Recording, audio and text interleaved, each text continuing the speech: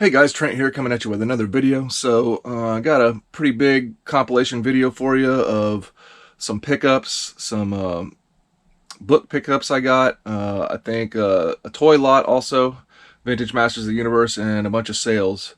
So let's take a look.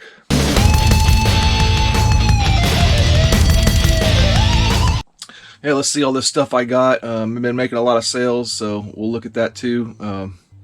Yeah, keeping going, keeping collecting and eBaying, so let's do it. All right, got to do some eBay work. We're experiencing a heat wave here in San Diego.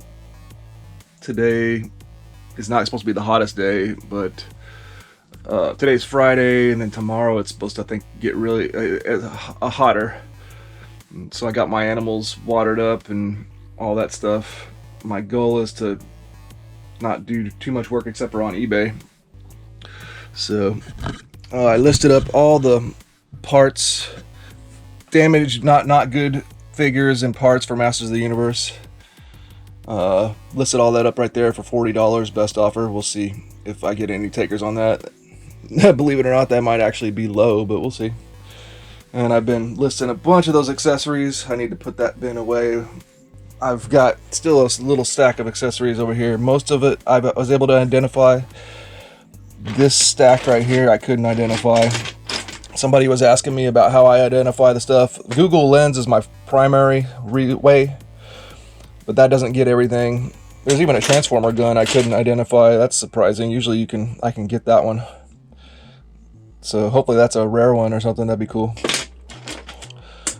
Here's an interesting accessory. All this stuff, you Google Lens something like this, and like, you know, stealth fighter jets come up, you know, so it's tricky. But I was able to identify a significant amount, and even went back into, I have a bin or a case here of accessories that whenever I can't identify, not everything, some of it's my stuff, but stuff that I can't identify, I throw it in here. And occasionally I'll revisit it here and try again, and I actually pulled a few out of here that I could identify this time. So that was cool. Some of this stuff I know what it is too, but that's like the non-Masters of the Universe stuff, basically.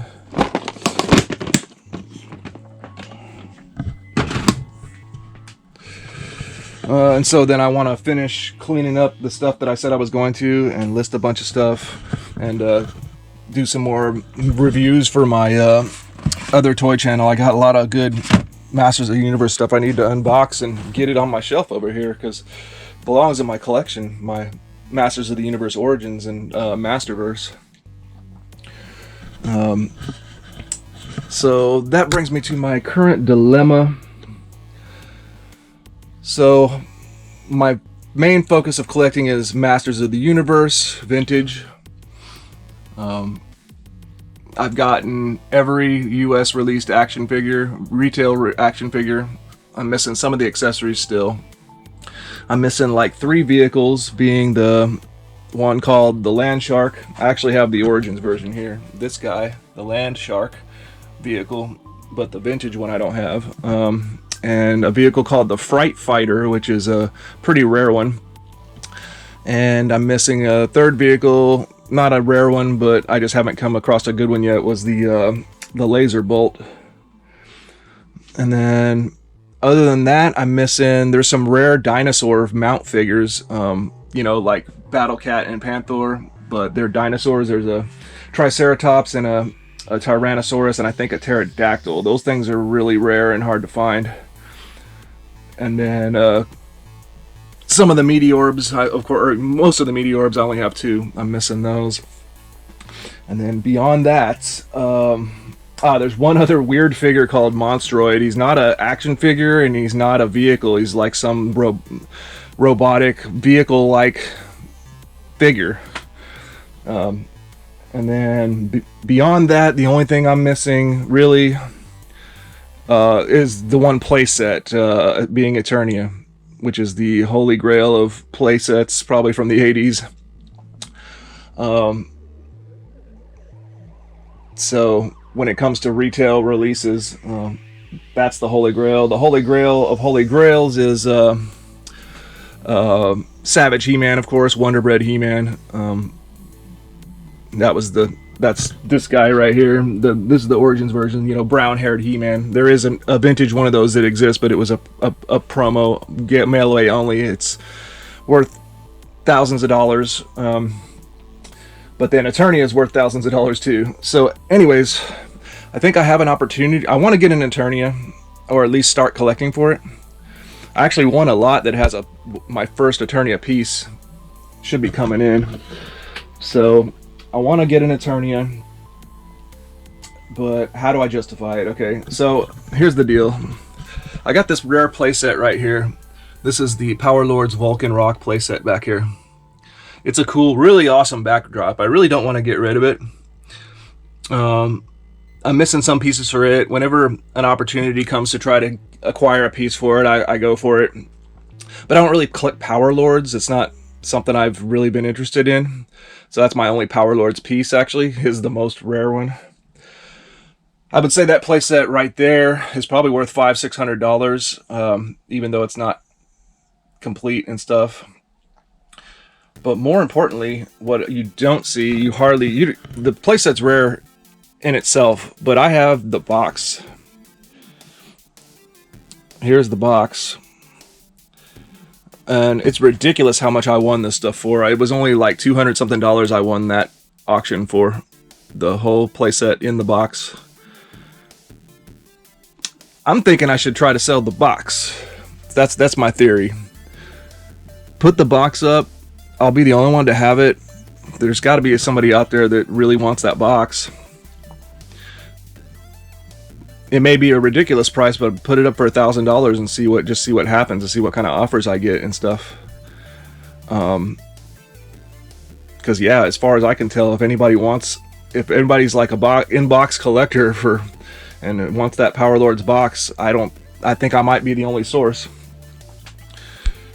So I'm thinking about doing it, because I'm not a box collector necessarily, you know, when it comes to vintage. Like I ain't gonna be getting into that. The box is neat. I really don't have a place to properly display it. It'd be nice to display it.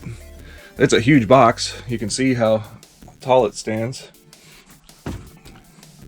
Let me get it out, and then I'll decide on. I'm probably gonna list it for sale. Let me get it out so we can look at it. All right, here we go.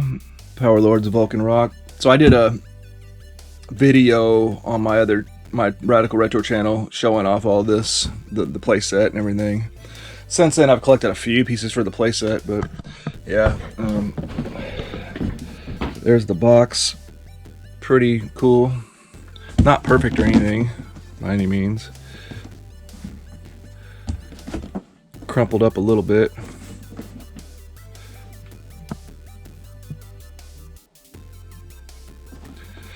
You know, people tear into it, obviously, back in the day, not thinking. I'm surprised that the box was even kept, right? I guess it's a good way to store it. And on the back it has on the back it's got, you know, some cross-sell action. Masters of the Universe had red ink, so they got blue ink. But it's just like totally supposed to be a lot like Masters of the Universe, I would say. I mean, it's even called Power Lords, which, in case you didn't know, Masters of the Universe originally was going to be called Lords of Power. Power Lords. So, you know, I don't know. To me, it's like, do I really need this box? You know, it'd be kind of minorly bittersweet to sell it and separate it from the playset itself, but I don't know. I just really don't think. I would rather try to get the money. Who knows? Who knows if how easily it'll sell anyways. I think I'm going to do it. I'm going to list it up and see what happens.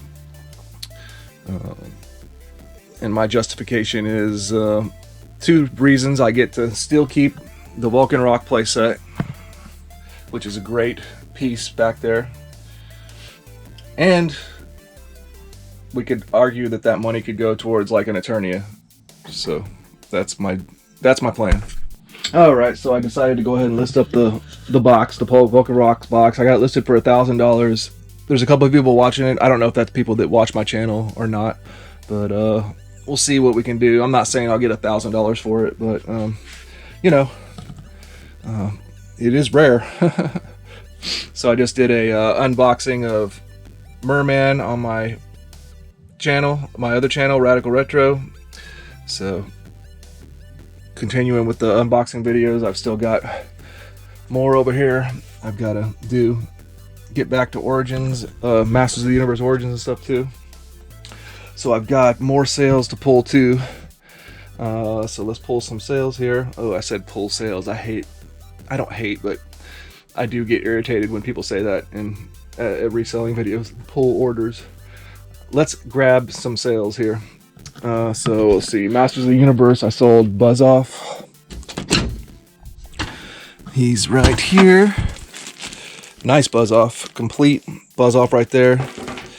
$23.40 total paid by the customer. Can't read my writing. Bomb Bust or something like that. Vintage G1 Transformer part from the accessory lot of artists. This might be, is this the first sale from that? I think it might be. This right here, G1 Pretender Transformer. I think his name is Bomb Burst. Yeah, Bomb Burst. Both of his weapons, or two of his weapons right there.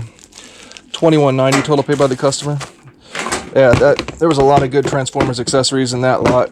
So that's going to be a significant amount of money made for the Transformers accessories alone.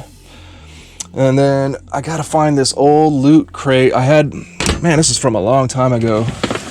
This might be one that I have to figure out for a while where this stuff is at, because it's been so long since I've had this stuff listed. Yeah, let me figure it out. Alright, I found it. I turned the fan on, I hope you don't mind. It is hot in here, it's a heat wave. All these loot pins and stuff from that, man, it was a yard sale lot a long time ago. It's been well over a year, maybe 2 years. It was a really phenomenal yard sale. There was like, I got a couple of Force FX lightsabers and a bunch of great like Comic-Con style gear stuff that I made significant sales and significant profit on. And this is the last stuff of it, a bunch of loot pins and little trinkets like that. And I had it already pre-boxed, and it's been so long I forgot that I had it sitting there. It says loot on it. So somebody finally bought that. $21.94 total pay by the customer. So that's pretty cool. Closing out what was an epic yard sale. So then, okay, I sold the Masters of the Universe nice collector's case. This one. So that collector's case sold for $51.35 total paid by the customer. Then somebody bought two Masters of the Universe figures from me at once. They got Clawful. Oh, they got the which ones are they? Oh, they got this Battle Armor Skeletor here, and then they got a Clawful. It's one that's in these bins because it was from a while ago that I had this Clawful.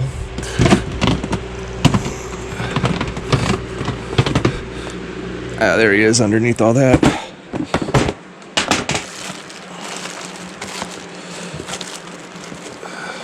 Yeah, this Clawful, Skeletor Fleet Clawful. So those two figures, somebody made a package deal by getting two figures, a little bit off, but best offer on them. So total price for both those figures that they're going to pay is $34.45 total pay by the customer for those. That's a pretty good deal.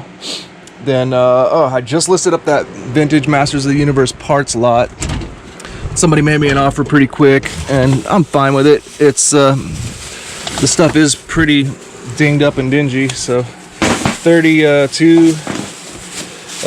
Yeah, I showed you already earlier, probably in the same video, a bunch of Masters of the Universe parts, broken parts and stuff like that. $33.92 total paid by the customer. And then finally, I sold the Buzzsaw Hordak Buzzsaw from that accessory lot. So that was the other one of the accessories I've sold so far from that epic accessory lot that got me some great pieces for my collection. So the Buzzsaw sold, best offer for $50. I took that. So $50 free shipping for the Buzzsaw Hordak accessory. So can't beat that. So pretty nice little batch of sales. Okay, that was fast. All right, so I did sell it. Power Lord's Vulcan Rock box. Somebody straight up bought it for the $999.99 asking price. It's going to cost a bit to ship. I'm reinforcing it with basically a layer of cardboard around it. I have it, and then the box layer itself, and then I actually stuffed the box with padding, just like as a possible extra precaution, just in case. So we'll see how that goes. All right, I got an interesting little story for you. So my wife's sister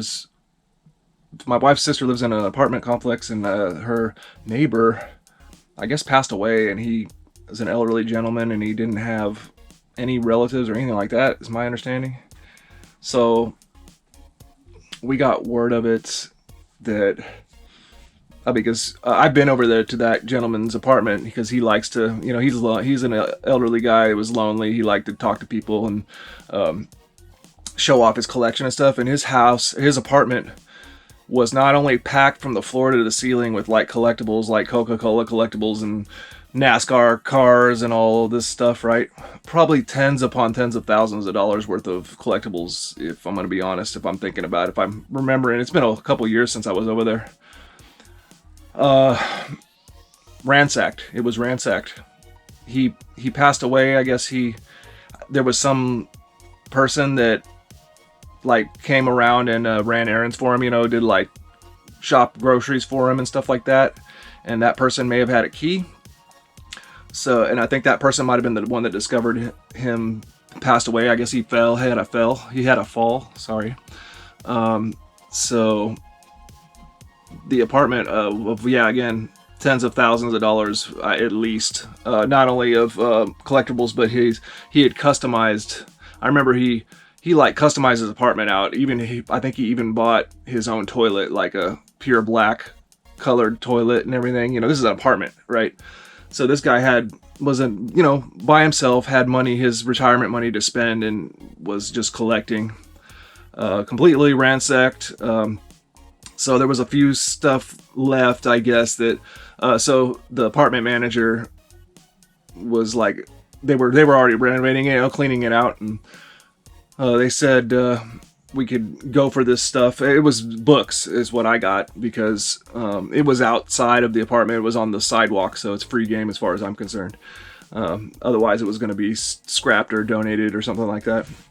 So this is what I sorted through to decide to try and sell. And that's about, I would say, I grabbed all the books, and because you have to go through them and see.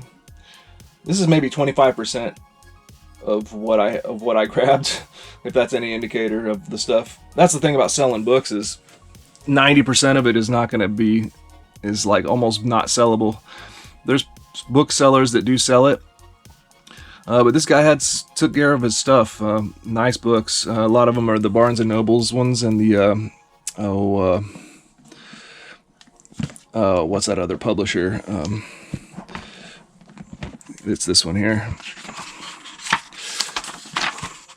Oh, that was the Barnes and Nobles. Sorry. Where is it? Over here was one of them. These books look cool. They look really cool. A lot of these. H.G. Wells book here. Canterbury Classics. That's what it was. So it's pretty neat. Pretty neat how they look.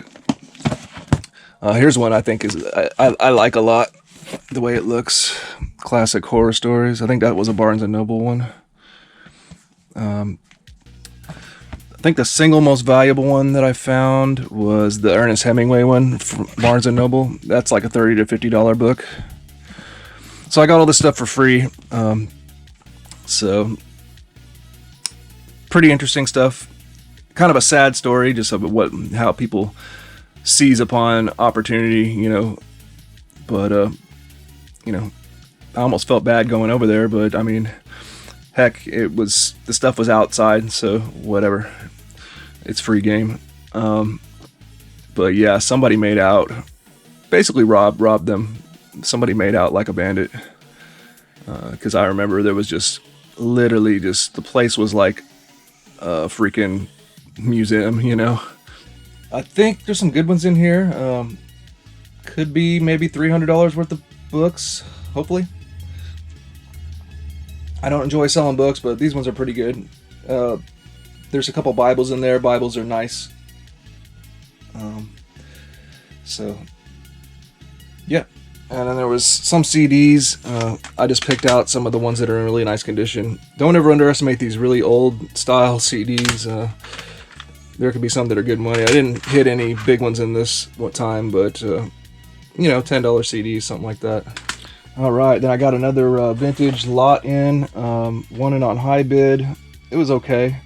I just lost a high bid auction. Man, I'm still like shaking a little bit because I'm still learning how high bid works. I guess if two people can have the same bid amount or something like that, because it showed that I was winning and I let the time run out, because it's something called a soft close, to where if somebody bids in the last minute, it adds more time. So I thought as long as it showed that you were winning, I thought you could win, that was it. But apparently, I guess if people can have a matching final bid, and when the time runs out, whoever had bid first or something like that wins, and I didn't realize that. So I thought I was winning this vintage Castle Grayskull complete in box for $238, but I actually lost. So that means the other person won it for that amount. If I would have realized that, it's kind of confusing. It doesn't let you know. So if I would realize that, I would have pumped more of a highest bid in there, my max bid. Man, ridiculous. I would be willing to try at least $300 to win that.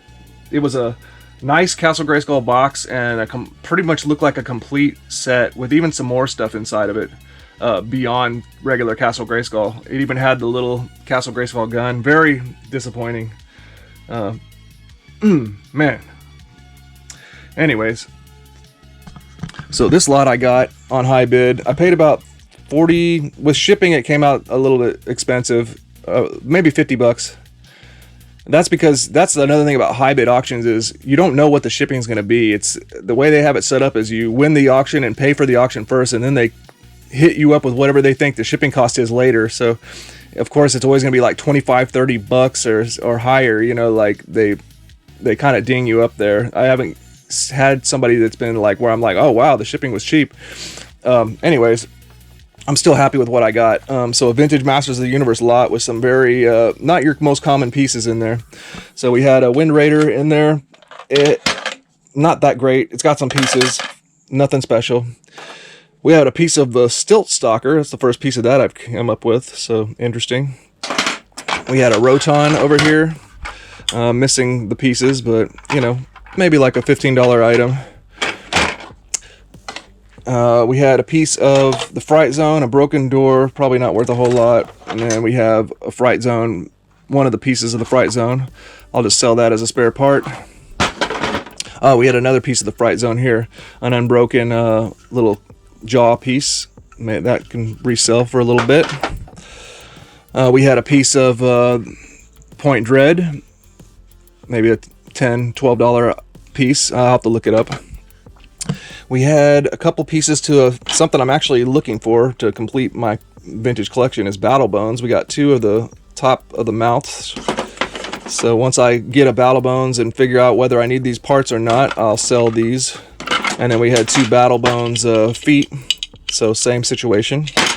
We had a piece of the Slime Pit hand, the hand piece for the Slime Pit. That's like a $12 item right there. We had a Bashosaurus, missing all the decals, but it's a nice Bashosaurus. Maybe a $25 item. And then we had a bunch of interesting little parts here that are not your most common parts. We had a bunch of broken little figure parts. Nothing great there, even a broken Man-at-Arms mace. So all those will just be going into a broken parts lot later. Here's an accessory piece. I don't quite know what it goes to, so I'll be hanging on to it. A battery cover. I don't know if it was actually even for a vintage toy or not, but I'll still hang on to it just in case. never know, something might come up where you figure it out. But then the rest of the stuff is pretty interesting and uncommon, and for stuff that I actually need to complete. Oh, mystery wing, I don't know what this goes to too, so I'd be interested to try to figure out what that goes to. But we got some pieces here. Oh, before that, here's a piece. I've never seen this outside of Snake Mountain, but this is the mouthpiece for the Snake Mountain face. So I'll see how much one of those individually sells for. I'll try it out. Then we've got, okay, so there's a mount for Hordak called the Mantisaur, which I don't have. And we have one of the legs for Mantisaur here, and then one of the arm pieces for Mantisaur. I think those are $15 to $20 items a piece right there. And then we've got another leg, single leg, for a figure called Monstroid. I don't know if he's a figure or a vehicle. He's not really a figure, he's not really a vehicle. That was another high bid auction. My first high bid auction I ever did, there was a Monstroid, and somebody won that thing for $10 because I couldn't figure out. It was a similar situation where I didn't understand it, or it wouldn't let me bid. It's like I didn't realize there was like a cutoff time or something.